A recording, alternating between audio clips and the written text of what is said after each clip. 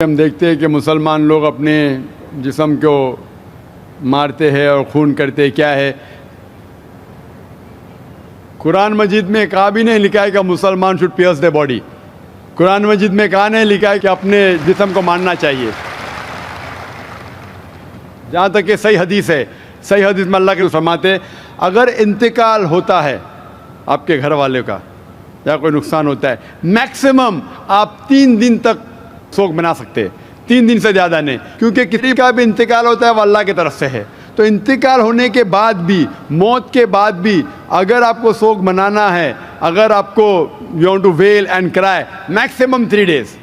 تو یہ قرآن اور حدیث کے مطابق نہیں ہے، اور کوئی بھی کرتا ہے تو قرآن کے خلاف کرتا ہے. بھائی صاحب کا پہلا سوال کہ خدا نے، ایشور نے ہمیں کیوں بنایا. دوسرا سوال کہ خدا نے اتنے مختلف مذاہب کیوں بنائے، وائی سو مینی ریلیجنس. اور تیسرا سوال خدا کانٹرڈکٹ کیوں کرتا ہے، خدا اختلاف کیوں کرتا ہے، پہلے یہ پہلے وہ، بھگوت گیتا میں پھر قرآن میں، کیوں ایسا کانٹرڈکشن ہے. 3 سوال برابر. پہلا سوال کہ خدا نے ہمیں کیوں بنایا ہے، اس کے پوری تقریر کیا ہوں میں. Purpose of creation, purpose of creation پوری تقریر ہے میری 1.5-2 گھنٹے کی. سوال جواب کے ساتھ 3-3.5 گھنٹے کی، وقت نہیں ہے لیکن مین پوائنٹ کہوں گا. اللہ تعالیٰ فرماتے ہیں سورہ ملک میں، سورہ نمبر 67 ورس نمبر 2 میں، الذی خلق الموت والحیات، کہ اللہ سبحانہ و تعالیٰ نے موت اور زندگی بنائی تاکہ وہ یہ جان سکے آپ لوگ میں سے کون اچھا ہے. تو test which of you is good in deeds. اللہ سبحانہ و تعالیٰ کے کئی مخلوقات ہیں، سب سے بہترین مخلوق ہے انسان. باقی جتنے مخلوقات ہیں وہ مسلم ہیں، وہ آلریڈی اللہ سبحانہ و تعالیٰ کا کہنا مانتے ہیں. ابھی جو انسان ہیں ان کو اجازت دی گئی ہے، فری ول دی گئی ہے کہ وہ اللہ کی بات مانے یا نہ مانے. Almighty God has given us a free will. Free will دیا گیا ہے کہ آپ چاہو تو اللہ کی بات مانو، چاہو تو نہ مانو. یہ فری ول دینے کے بعد اللہ سبحانہ و تعالیٰ نازل کیا ہے کہ اس دنیا کا ٹیسٹ کیا ہے، the rules and regulations. اس دنیا میں انسان کو کس طریقے سے جینا، یہ لکھا گیا قرآن مجید میں. اگر آپ اللہ کے احکامات کے مطابق چلتے ہیں تو آپ سفلتا پائیں گے اور انشاءاللہ جنت میں جائیں گے. اگر احکامات کے مطابق نہیں چلیں گے تو آپ اس ایگزامینیشن میں فیل ہوں گے اور پھر جنت میں نہیں جائیں گے، دوزخ میں جائیں گے. So this life is a test for the hereafter. یہ زندگی آخرت کے لیے امتحان ہے. میں آپ سے پوچھوں گا کہ آپ کالج کیوں جاتے، تو آپ بولیں گے گریجویٹ بننے کے لیے. اب میڈیکل کالج کیوں جاتے، تو آپ بولیں گے ڈاکٹر بننے کے لیے. تو ہم یہ دنیا میں آئے ٹیسٹ پاس کرنے کے لیے، کیونکہ اس دنیا میں آنے کے پہلے سورہ اعراف سورہ نمبر 7 آیت نمبر 172 میں لکھا ہے کہ اللہ سبحانہ و تعالیٰ نے ساری انسانیت کو، آدم سے اب تک ساری انسانیت کو، from the lines of Adam, کھڑا کیا، پوچھا کہ کون ہے عبادت کے لائق، اور سب نے کہا صرف ایک اللہ سبحانہ و تعالیٰ. پھر اللہ تعالیٰ نے پوچھا کہ کون یہ ٹیسٹ کرنا چاہتا ہے. تو انسان ہم بیوقوف تھے جو یہ ٹیسٹ کرنے کے لیے آئے، کیونکہ باقی لوگ جو پتھر، پہاڑ، جانور، یہ سب مسلم ہیں، پر ان کے پاس چوائس نہیں ہے. اگر آپ کے پاس چوائس نہیں ہے، فرشتے کے پاس چوائس نہیں، جو بھی اللہ کہتے وہ ان کی بات مانتے. لیکن ہم کو چوائس دینے کے بعد اگر ہم اللہ کی بات مانیں تو ہم فرشتے کے اوپر ہو جائیں گے، اگر نہیں مانیں گے تو فرشتے کے نیچے شیطان کے ساتھ ہوئیں گے. تو ہم نے بولے نہیں، ہم کو تو فرسٹ کلاس فرسٹ آنا ہے، تو آ گئے ہم وہاں پر، ہم اس دنیا میں. ٹھیک ہے، تو یہ ٹیسٹ ہے. اور انسان سب سے اچھی مخلوق ہے، best creation of almighty God. تو this life is a test for the hereafter. اور اللہ تعالیٰ فرماتے سورہ داریات میں سورہ نمبر 51 آیت نمبر 56، وما خلقت الجن والانس الا لیعبدون، کہ ہم نے جن اور انسان کو نہیں بنایا صرف اللہ کی عبادت کرنے کے لیے، اور عبادت کے لیے اللہ کی بات ماننا ضروری ہے. So this life is a test for the hereafter. یہ جو زندگی ہے آخرت کے لیے ہمارے لیے امتحان ہے. آپ کا سوال نمبر 2 کہ اللہ نے مختلف مذاہب کیوں بنائے. اللہ نے صرف ایک ہی مذہب بنایا ہے، ایک ہی دین، جس کا نام قرآن میں ہے سورہ ال عمران سورہ نمبر 3 آیت نمبر 19 میں، ان الدین عند اللہ الاسلام، the only religion acceptable in the sight of Allah is Islam. صرف ایک ہی دین جو اللہ کے نزدیک صحیح ہے وہ اسلام. اسلام کے معنی ہے امن, پیس. اسلام کے معنی ہے to submit your will to God, خود اپنے خواہش سے اللہ کے احکامات کے مطابق زندگی کو بسر کرنا. اسلام کا مطلب یہ نہیں کہ محمد سلطان ذاکر. اسلام مطلب اللہ کے احکامات پہ عمل کرنا اور امن حاصل کرنا. تو جتنے پیغمبر آئے صرف اسلام سکھائے. مذہب ایک ہی ہے لیکن مذہب کا پیغام بدلا گیا.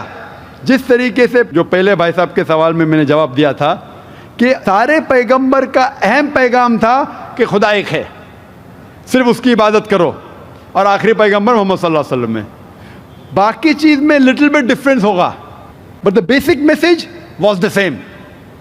بیسک جو پیغام تھا ایک خدا, صرف اس کی عبادت کرو, اس خدا کی کوئی پرتیما نہیں, بت پرستی غلط ہے, اور اس ایشور کے آخری پیغمبر محمد صلی اللہ علیہ وسلم. لیکن کیونکہ وقت جانے کی وجہ سے جو پیغام جو دیا گیا تھا وہ بدلتا گیا, جیسے میں نے کہا. تو جتنی مذہبی کتابیں جو قرآن کے پہلے آئے, کوئی بھی مذہبی کتاب محفوظ نہیں ہے. ہندو اسکالرس خود کہتے ہیں کہ the Vedas have been changed. Bible scholars خود کہتے ہیں بائبلز ہیو بین چینجڈ. جتنے مذہبی کتاب کے اسکالرز کہتے ہیں کہ ان کی مذہبی کتاب میں تبدیلی آ چکی ہے, لیکن قرآن میں الحمدللہ. اور جو دشمن اسلام ہے, اکارڈنگ ٹو ولیم مور, جو ایک اسلام کا بہت گریٹ کرٹک ہے, اسلام کے خلاف بات کرتا ہے, وہ پھر بھی کہتا ہے 200 سال پہلے کہا کہ ایک واحد مذہبی کتاب جو 1200 سال تک کے محفوظ ہے وہ ہے قرآن. تو مذہب ایک ہی ہے, اللہ میں ماننا, اس کی عبادت کرنا, اس کے علاوہ کسی کی عبادت نہیں کرنا, اور آخری پیغمبر محمد صلی اللہ علیہ وسلم. ایک ہی مذہب. ہم لوگوں نے اس کے غلط ڈفرینٹ نام دیے, تو مذہب ایک ہی تھا. آپ کا آخری سوال, اتنے ڈفرینسز کیوں پیدا کیے؟ وہ اللہ نے نہیں کیے, انسان نے کیے. خدا کا سب میں سے یکساں تھا, ہم انسانوں نے اسے تبدیل کیا. جیسا میں نے کہا نا, کائی کے لیے, فائدے کے لیے. تو ابھی ہمیں یہ دیکھنا ہے کہ اصل مذہب کیا ہے. اور میں عام طور پہ کہتا ہوں, جو میں رائے دیتا ہوں, میں صرف ایک طرفہ رائے نہیں دیتا ہوں کہ صرف قرآن میں مانو. میں کیا کہتا ہوں, آپ کم از کم ایک بات پہ مانو کہ ایک کتاب 100% خدا کی ہے. ٹھیک ہے, یہ ماننے میں کسی کو گلا شکوہ نہیں ہوگا. ہندو کہیں گا وید خدا کی کتاب ہے, عیسائی کہیں گا بائبل خدا کی کتاب ہے, مسلمان کہیں گے قرآن خدا کی کتاب ہے. پھر میں یہ کہتا ہوں کہ جو ساری مذہبی کتابوں میں یکسانیت ہے, ہم کم از کم اس کے اوپر عمل کریں. جو اختلاف ہے اسے کل ڈسکس کریں گے. صحیح بات. جو یکسانیت ہے, پھر آپ کہہ سکتے یہ تو وید اور قرآن میں ہے, کرسچن کہیں گا یہ بائبل اور قرآن میں, مسلم کہیں گا قرآن اور بائبل میں, قرآن اور وید میں. تو یہ بات تو 100% خدا کی ہے. آپ اس بات کو تسلیم کرتے کیا نہیں؟ جو چیز کامن ہے بائبل, وید, قرآن میں, وہ 100% اللہ کا کلام ہونا چاہیے. باقی ہے کہنے بات پر ڈسکس کریں گے.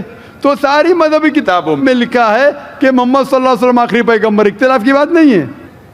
ساری مذہبی کتابوں میں لکھا ہے کہ خدا ایشور ایک ہے, کوئی اختلاف کی بات نہیں.